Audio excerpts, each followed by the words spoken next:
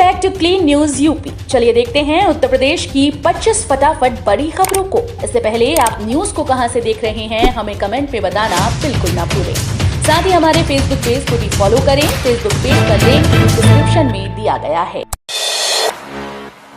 Canada की companies 1000 crore का करेंगी निवेश, साइन किए गए 2 MOU। ग्लोबल इन्वेस्टर समिट 2023 के रोड शो के लिए कनाडा गए प्रतिनिधि मंडल ने 1000 करोड़ रुपए के निवेश के लिए 2 MOU साइन किए हैं। इस पर निवेश CEO अभिषेक प्रकाश ने बताया कि ये कंपनीज यूपी में डिफेंस एंड एरोस्पेस और हेल्थ सेक्टर में निवेश करेंगी। दुनिया भर से प्रदेश में निवेश को आकर्षित करने के लिए 16 अलग अलग देशों में प्रदेश के प्रतिनिधि गए हैं। फरवरी में लखनऊ में ग्लोबल इन्वेस्टर समिट का आयोजन किया जाएगा। गांव को जोड़ने के लिए 470 सड़कें मंजूर, 767 किलोमीटर लंबे मार्गों पर खर्च होंगे 629 करोड़। उत्तर प्रदेश के ऐसे गांव जो अभी तक किसी भी दिशा से सड़कों से नहीं जुड़े, उनके लिए 470 नई सड़कें मंजूर की गई। इन सड़कों की लंबाई 767 किलोमीटर होगी, जिस पर 629 करोड़ रुपए खर्च होंगे। प्रदेश में अभी भी काफी राजस्व ग्राम या उनके तहत आने वाले मजरे पक्के मार्गों से नहीं जुड़े हैं। इससे इन गांवों का विकास रफ्तार नहीं पकड़ पा रहा। बारिश में ग्रामीणों को काफी दिक्कत होती है। अनुदेशक फिटिंग व प्लंबिंग के 44 पदों पर भर्ती के लिए साक्षात्कार 23/24 को। उत्तर प्रदेश अधीनस्थ सेवा चयन आयोग प्राविधिक शिक्षा कानपुर के नियंत्रणाधीन कर्मशाला अनुदेशक फिटिंग प्लंबिंग के कुल 44 पदों पर भर्ती के लिए 23 व 24 दिसंबर को साक्षात्कार होगा। आयोग के सचिव अवनीश सक्सेना ने मंगलवार को इस संबंध में कार्यक्रम जारी कर दिया है। इसमें कुल 180 अभ्यर्थियों को बुलाया गया है। 2 पालियों में साक्षात्कार होगा। हर पाली में 45 अभ्यर्थियों को बुलाया गया है। मथुरा को सीएम योगी ने दी करोड़ों की सौगात। यूपी के मुख्यमंत्री योगी आदित्यनाथ ने मंगलवार को कहा कि केंद्र और प्रदेश में भाजपा की सरकारें बनने के बाद विकास की जो प्रक्रिया शुरू की गई उसे जारी रखने के लिए स्थानीय निकायों में भाजपा की जीत होना जरूरी है। स्थानीय निकायों में भाजपा को जनादेश देकर डबल इंजन की सरकार में तीसरा इंजन भी जोड़ना चाहिए। सीएम योगी मंगलवार को यहां सेठ BN पोद्दार स्कूल के खेल मैदान में आयोजित भाजपा प्रबुद्ध वर्ग सम्मेलन को संबोधित करने के लिए पहुंचे थे। सीएम योगी ने मथुरा वृंदावन में 822.43 करोड़ रुपए की 210 विकास परियोजनाओं का लोकार्पण व शिलान्यास किया। बिना तार के चार्ज होगी कार, लेजर लाइट से घर की निगरानी। माध्यमिक शिक्षा विभाग के राज्य मंत्री गुलाब देवी लखनऊ स्थित रानी लक्ष्मीबाई मेमोरियल स्कूल पहुंची। इस दौरान उन्होंने 50वीं राज्य स्तरीय जवाहरलाल नेहरू बाल विज्ञान, गणित और पर्यावरण प्रदर्शनी का उद्घाटन किया। उन्होंने बच्चों के द्वारा बनाए गए मॉडल्स का अवलोकन किया। उन्होंने कहा कि बच्चे भविष्य के वैज्ञानिक हैं। छात्रों में नवाचार के साथ संस्कार की भी जरूरत है। बता दें कि 18 मंडलों के 504 प्रतिभागी मॉडल का प्रदर्शन करेंगे। बच्चों ने बिना तार के कार चार्ज करने और लाइट जलाने की डिवाइस बनाई, तो किसी ने laser light home security alarm से घर की निगरानी करने वाले मॉडल बनाए। माघ मेले के लिए साधु संतों ने की सुरक्षा की मांग। प्रयागराज में लगने वाले माघ मेले में साधु संत प्रवचन देंगे। देश के कोने कोने से आने वाले साधु संत प्रयागराज में प्रवास के दौरान सुरक्षा के घेरे में रहेंगे। इसके लिए अभी से आवेदन आने लगे हैं। मेला प्राधिकरण कार्यालय में सुरक्षा की मांग के लिए आवेदन किए जा रहे हैं, जिसे आगे पुलिस को भेजा जाएगा। मेले में आने वाले अधिकांश संतों को उत्तराखंड से सुरक्षा मिली है। नियम के अनुसार मेला क्षेत्र में बाहर की सुरक्षा की अनुमति नहीं होती है। जो भी संत आते हैं उन्हें प्रयागराज में ही सुरक्षा दी जाती है। उत्तर प्रदेश में व्यापारियों के विरोध प्रदर्शन के बाद झुकी सरकार, GST रेट पर लगी रोक। उत्तर प्रदेश के कई जिलों में आजकल GST रेट को लेकर व्यापारियों में खासा गुस्सा है। ये GST की रेट नोएडा से लेकर खुद मुख्यमंत्री के शहर गोरखपुर तक के व्यापारियों पर डाली गई, जिसके विरोध में कई शहरों में दुकान बंद करके व्यापारी सड़क पर उतरकर आंदोलन कर रहे हैं। तो जेवर कस्बे में व्यापारियों की झड़प भी पुलिस के साथ हुई। फिलहाल व्यापारियों के गुस्से को देखते हुए 7 दिन के बाद अब राज्य वाणिज्य कर विभाग ने इस रेट को बंद कर दिया है। विभाग का कहना है कि बैंक के लेन देन और कर चोरी के स्थानीय सूचना पर रेट की गई। इसमें GST का पंजीकरण न कराने वाले व्यापारियों पर रेट की गई है। अधिकारियों के पास गन न धन, कैसे बचे जन, खूंखार जानवरों के आगे नतमस्तक है वन विभाग। आधुनिक युग में भी वन विभाग संसाधन की कमी का रोना रो रहा है। विभाग के पास न गन है न धन, ऐसे में न तो वो वन्य जीव बचा पा रहा है और न ही आए दिन किसानों व ग्रामीणों पर हो रहे हमले को ही रोक पा रहा है। लाल फीताशाही में ये विभाग चल रहा है, जिस कारण पिछले कुछ वर्षों में कई तेंदुए बेमौत अपनी जान गंवा चुके हैं। बाबा विश्वनाथ का भरा खजाना, 11 महीने में 7 करोड़ श्रद्धालुओं ने लगाई हाजिरी। विश्वनाथ धाम के लोकार्पण के बाद से बीते 11 महीने में 7 करोड़ श्रद्धालुओं ने बाबा दरबार में हाजिरी लगाई। इसके साथ ही वर्तमान वित्तीय वर्ष में अब तक बाबा विश्वनाथ को 27 करोड़ का चढ़ावा चढ़ाया गया है। लोकार्पण के बाद से अब तक 40 करोड़ रुपए का चढ़ावा चढ़ा। नए वर्ष के पहले दिन 7 लाख से अधिक श्रद्धालुओं ने दर्शन किए, तो वहीं सावन के महीने में श्रद्धालुओं का आंकड़ा 1.25 करोड़ था। मुख्य कार्यपालक अधिकारी सुनील कुमार वर्मा ने बताया कि लोकार्पण के बाद से अब तक 11 महीने में 7 करोड़ श्रद्धालुओं ने मंदिर में दर्शन पूजन किया है। घर बैठे करें पार्सल बुकिंग, गंतव्य तक पहुंचाएगा रेलवे, जल्द ही जारी होगा ऐप। ट्रेन से पार्सल भिजवाने के लिए अब आपको रेलवे स्टेशन जाने की जरूरत नहीं पड़ेगी। घर बैठे इसकी ऑनलाइन बुकिंग आप कर सकेंगे। रेलवे व डाक विभाग ने ज्वाइंट पार्सल प्रोडक्ट सिस्टम विकसित किया है, जिसके तहत डाक विभाग घरों से पार्सल एकत्र करेगा और रेलवे उसे गंतव्य तक पहुंचाएगा। इसको लेकर वाराणसी में एक ट्रायल हुआ, जो सफल रहा। मंगलवार को रेलवे बोर्ड, उत्तर पूर्वोत्तर, उत्तर मध्य रेलवे व डाक विभाग के आला अफसर RDSO में विचार विमर्श कर इस योजना पर अंतिम मुहर लगाएंगे। 9 लाख खर्च कर सकेंगे नगर पालिका अध्यक्ष के उम्मीदवार। नगर निकाय सामान्य निर्वाचन 2022 में नगर पालिका के अनारक्षित अध्यक्ष के लिए 500 और आरक्षित के लिए 250 रुपए नामांकन पत्र का मूल्य निर्धारित है। अनारक्षित नगर पंचायत अध्यक्ष के लिए 250 तथा आरक्षित के लिए 125 है। नगर पालिका अध्यक्ष 9 लाख रुपए तो नगर पंचायत अध्यक्ष के उम्मीदवार अधिकतम 2.5 लाख रुपए व्यय कर सकेगा। निकाय चुनाव की घोषणा 15 के बाद संभव। प्रदेश में नगरीय निकाय चुनाव की तारीखों की घोषणा 15 दिसंबर के बाद की जाएगी। राज्य निर्वाचन आयोग को नगर विकास विभाग की ओर से निकाय के वार्ड, महापौर और निकाय अध्यक्षों का आरक्षण निर्धारण का इंतजार है।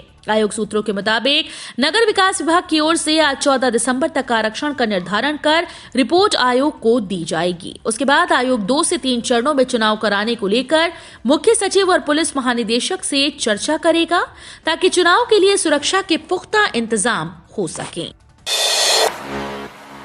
नगर पंचायतों का कार्यकाल समाप्त, 19 जनवरी तक महापौर व पार्षदों का कार्यकाल।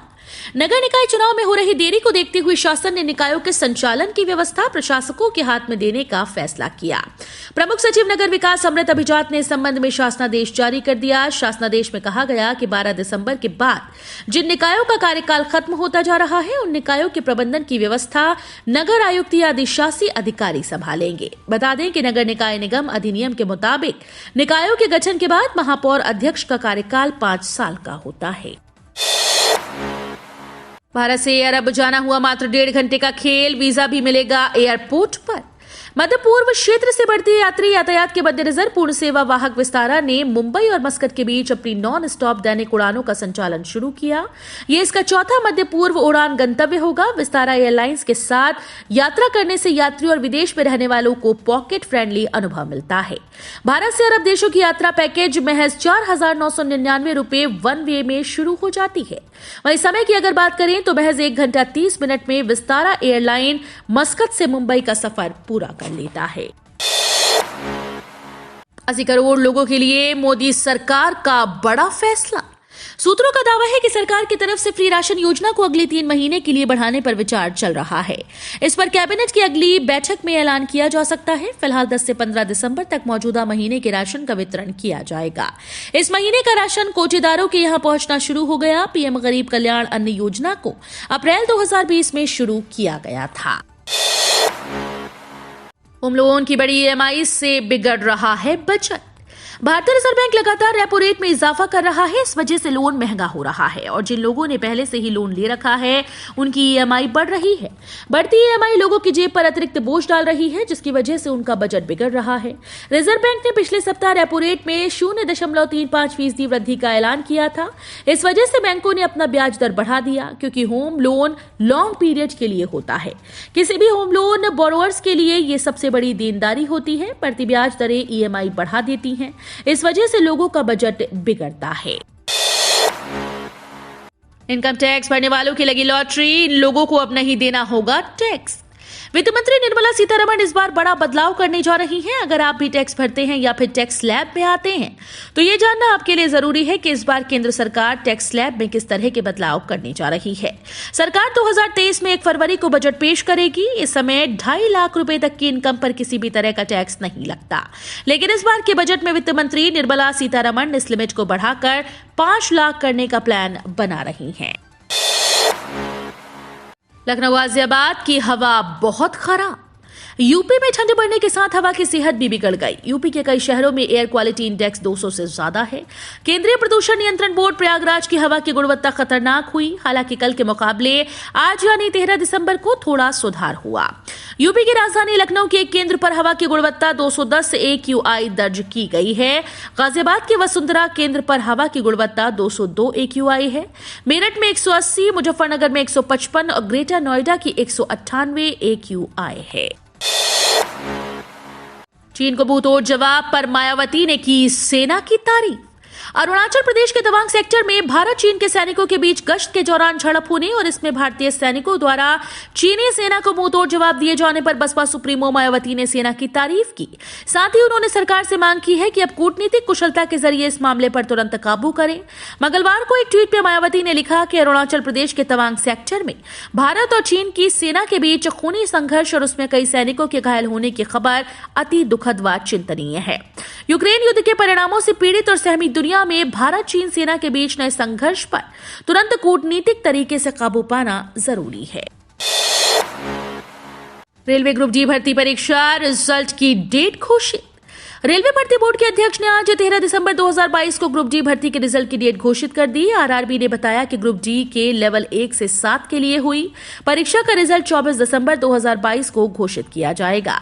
आपको बता दें कि मंगलवार को लाखों यूजर्स ने ट्विटर पर ग्रुप डी रिजल्ट जारी करने की मांग से जुड़े हैशटैग को टॉप ट्रेंड कराया। रेलवे भर्ती बोर्ड की ओर से जारी नोटिफिकेशन में कहा गया कि ग्रुप डी भर्ती के लिए सीबीटी का आयोजन कई चरणों में 17 अगस्त 2022 से 11 अक्टूबर 2022 तक किया गया था।